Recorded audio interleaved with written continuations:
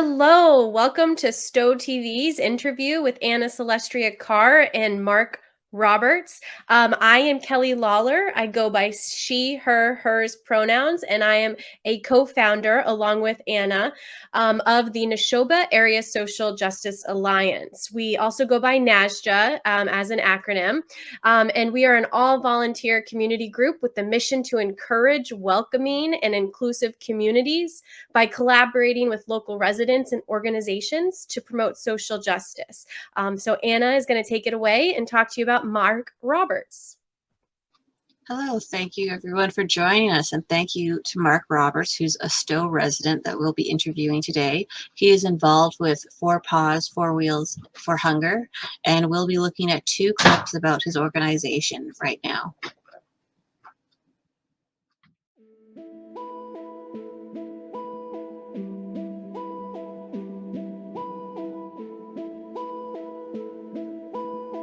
You can always find ways to combat hunger. The most effective donation is money, since monetary donations give agencies flexibility to use your gift in the most efficient way. Thanks to relationships with suppliers, a $1 donation to a food bank can provide several meals to people in need. Hunger agencies also depend heavily on community food donations. Making a physical donation of food is a great way to demonstrate to children the importance of caring for neighbors. Donating time is equally as important. Food agencies rely heavily on support from volunteers to meet their clients' needs and sustain their programs. To make progress toward ending hunger, we need to make sure our lawmakers are fighting for those who are struggling. You can help by calling on lawmakers to make ending hunger a priority. There are things you can do. If everybody does something, together we can really make change.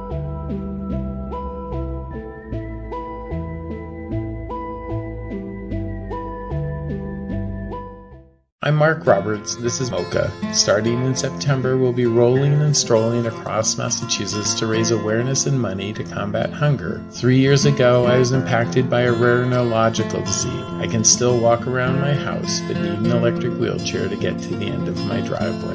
Mocha and I will stop to highlight food banks, pantries, kitchens, and shelters that are working to alleviate hunger. I need donors and sponsors to join me. I'll see you along my route. Okay. Hello, Mark. I'm Anna Celestria. Thank you for joining me. My pleasure. So I just wanted to start off that we showed 2 clips of your organization, and I wanted you to just tell us a little bit about yourself and about 4 Paws, 4 Wheels for Hunger. Sure. I have been an environmental activist and lawyer all my life. Going way back, I joined the Greenpeace movement when I was 18 and went out and started saving seals and worked on getting the whaling moratorium through Canada. And after successfully doing that, some friends and I co-founded Greenpeace USA, and I became the first campaign director and set up all the national campaigns for Greenpeace USA. After that, I went to law school and worked for Sierra Club Legal Defense while I was in law school, and then became a real environmental lawyer working on helping communities whose houses had been contaminated or helping protect wetlands. And then in 2010, after my 2 daughters had gotten through their masters, I said, I get to go back to environmental politics, which is much more fun. And I started working on climate change and stopping deforestation, which we got the ban or the phase down on HFCs, hydrofluorocarbons, which are the chemicals that replace the ozone depleting substances, which are terrible for the climate. And we got a phase down at the end of 2015. And now I am working through environmental policy advisors on stopping climate change and deforestation right now, particularly in Madagascar. Thank you. That's a really good intro. I actually started as an activist when I was about 14, working on the Grassy Narrows clear cutting issue and mercury poison in Ontario at the Grassy Narrows First Nations Reservation, that I would go and help with the blockade there. I'm originally from Manitoba, Canada, as a Native American, Métis, and Anishinaabe, but yeah, so I started doing environmental activism when I was in high school. So that's awesome. I actually, going way back when I was 14, I did my first protest for the agricultural workers, the farm workers in California on grapes and lettuce. okay. Grassy Narrows well, because when I was at McGill, I helped a photographer put up pictures of some of the people and environmental issues on the Grassy Narrows Reservation. Oh wow. Yeah. Hiro Miyamatsu. He is a Japanese guy. Yes. Okay. Yeah. Yes, I know that him. Some beautiful pictures. Yeah. And sad, super sad. Mm-hmm. And as a lawyer, it led to a very interesting environmental case, because they put methyl mercury in lakes, which isn't soluble in water. And then the big smelter acidified the lake, which made the mercury go into the water.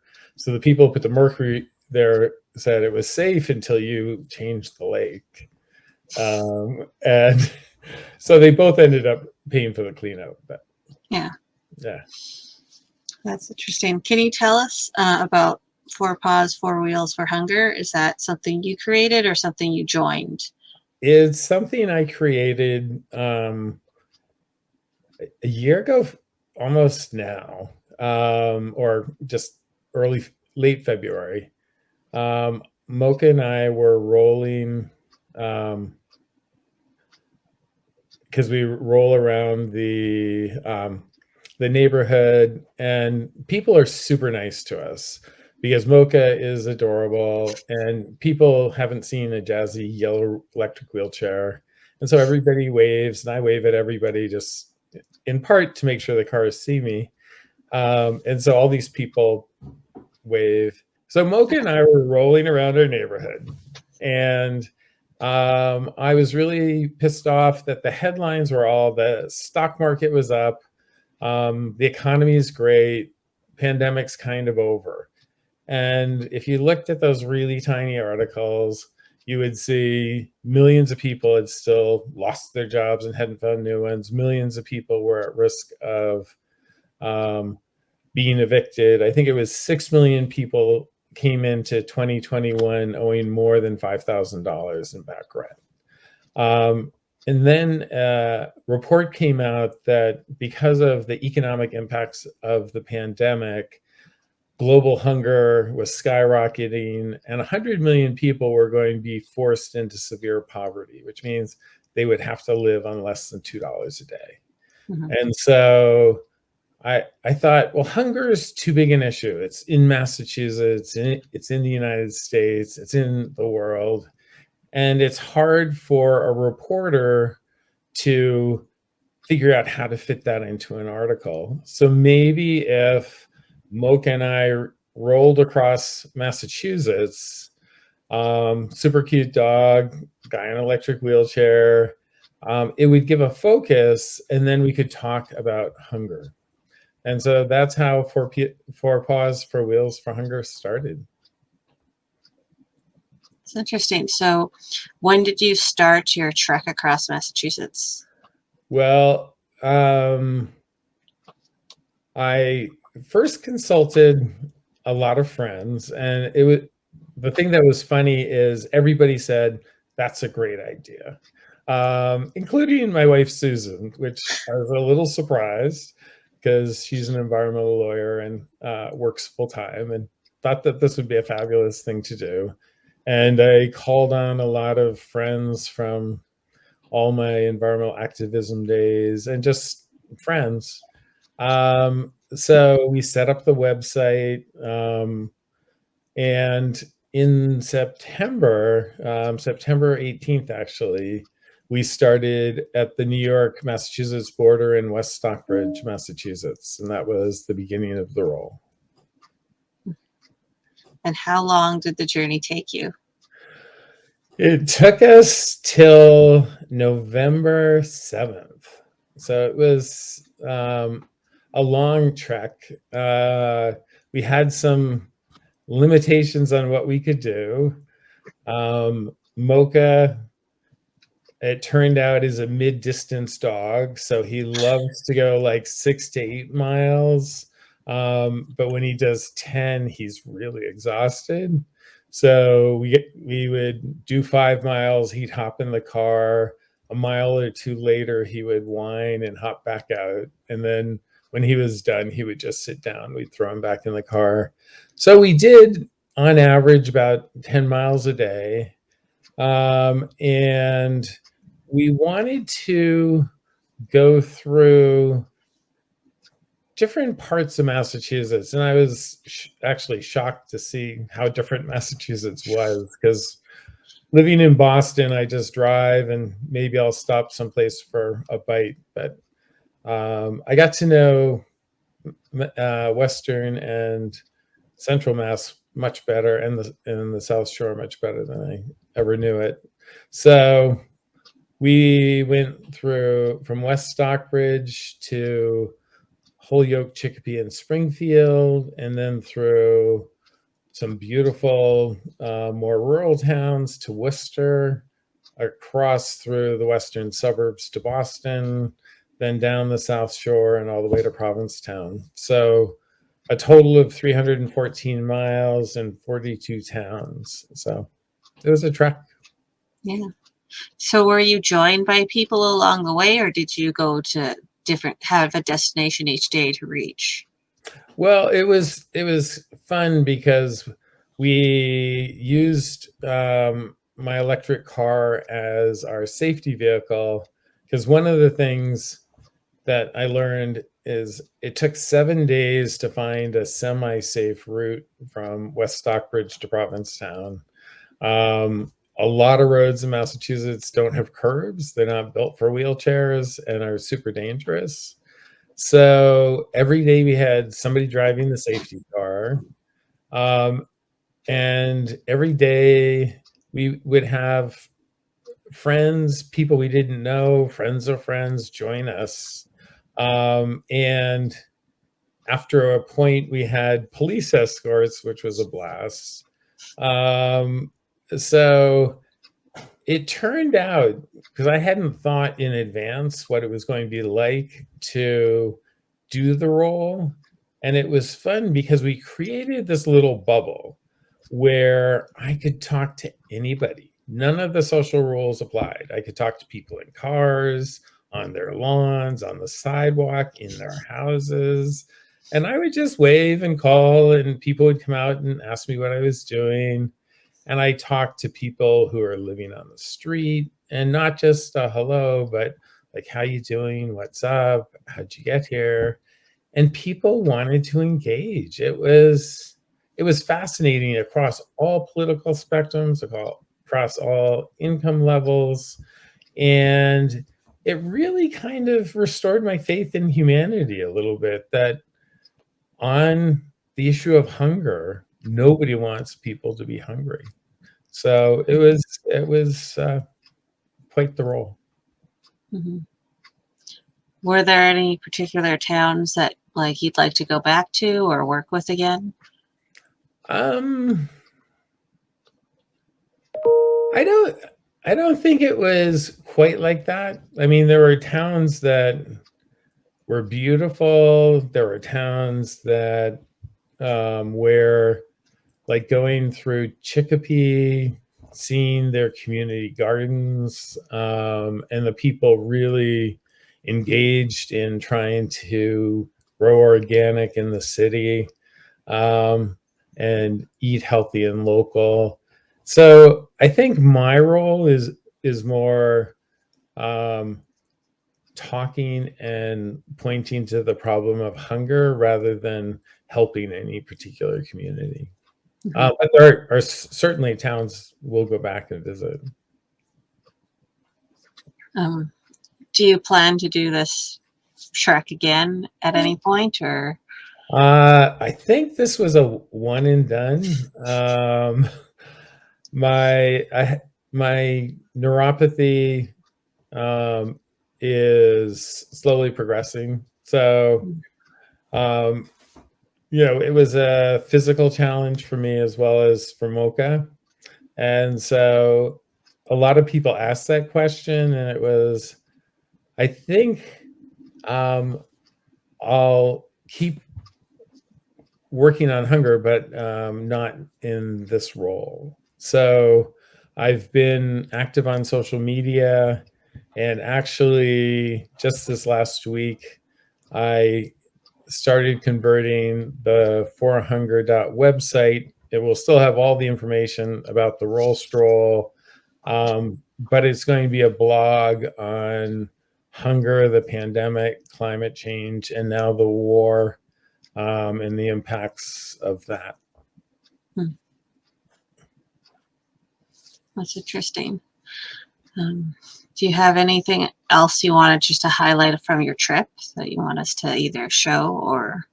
I think one of the things that surprised me, or everybody the most, was the engagement with people. So the first day we had this white, clearly highway department van come up, and we were going, oh gosh, we didn't get a permit. And that was always an issue. Should we get a permit? And this guy got out of his van in a hard hat and came over and gave me $20 and said, you're doing a great thing. And we had no idea people were going to do that. So I had to take out my wallet and put the 20 in. It was a bad optics. So we got a jar after that. And we, over the course of the roll, we got over $5,000 in change, ones, 20s, and some people, one guy wadded up 100 and threw it in the window of the safety car because he was going the other way. And it was just the outpouring of support, and people would stop and tell me really personal stories about how they had grown up with hunger and how they dealt with it. There was one guy in a purple Mustang who pulled a U-turn on a 4-lane road to come over and give a donation, but also say he had grown up in a rural, poor family. And at the end of the month, his father and two brothers would pool their food, and the kids and the families would eat communally. And sometimes it was really lean and terrible, and sometimes it was delicious. It was always fun because the families came together. But I have dozens of those kind of stories. And I think it's in part something about the electric wheelchair, because I've had other people in other situations come up and just think that I've gone through something, so I should hear about their cancer or the death of their husband, or so it was just fascinating, and I never knew what was going to happen day to day.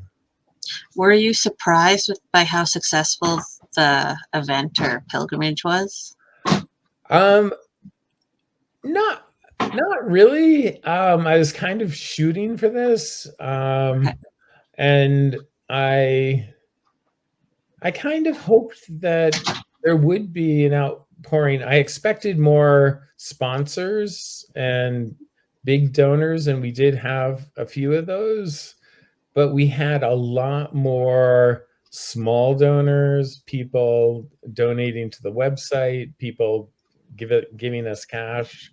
So that was surprising, just how the money came in. How much did you raise? We raised over $110,000. We just got a $5,000 grant from the Shepherd Family Foundation, which is based in Stowe, and we have one more grant application outstanding. So, but we're over 110, and that was Congratulations. over 100 was the goal. Where does the money go? The money goes, a small amount covered our expenses, which everybody was volunteer, and we kept them as low as we could. And then 50% went to the 4 main Massachusetts food banks that supply food to 100,000 hunger agencies throughout Massachusetts. So people could donate in Western Mass to the Western Mass Food Bank, or in Boston to the Greater Boston Food Bank, or the Merrimack Valley Food Bank, or the Worcester County Food Bank. And then the other 50% went to Save the Children for food projects in the United States and the world. Okay. And for your blog that you're developing, how are you making the connection of hunger to climate change? Well, there's a really direct connection. First, climate change in the last couple of years has displaced more people than violence. That may change this year because of the war in Ukraine, but the natural disasters, floods, famines, droughts, cause emergency hunger needs. And then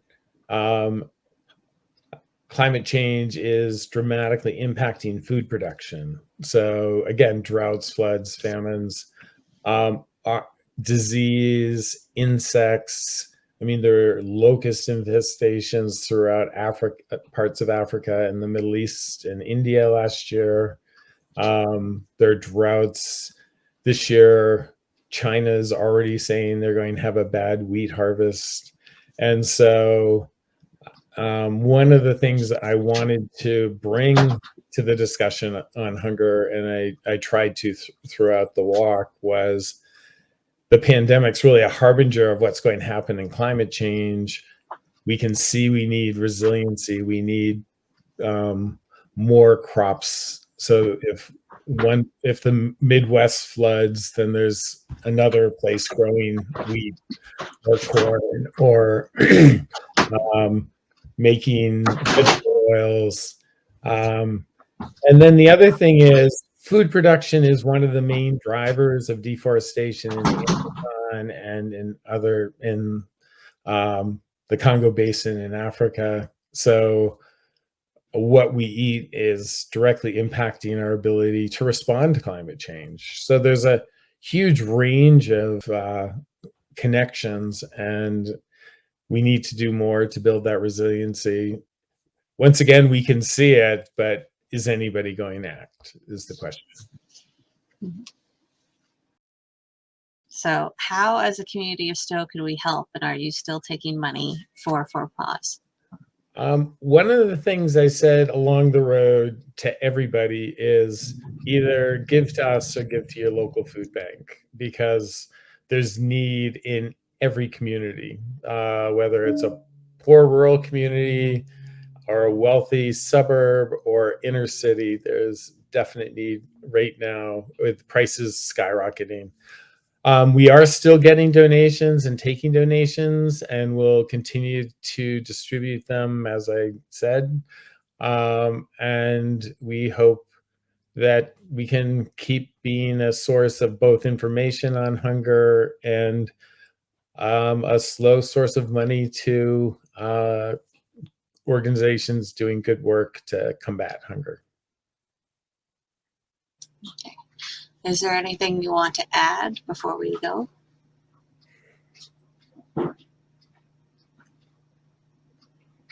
I think the only thing I would say, and there's a quote on my website from Desmond Tutu that really sums up my philosophy on dealing with climate change and all environmental issues, is they all seem too big.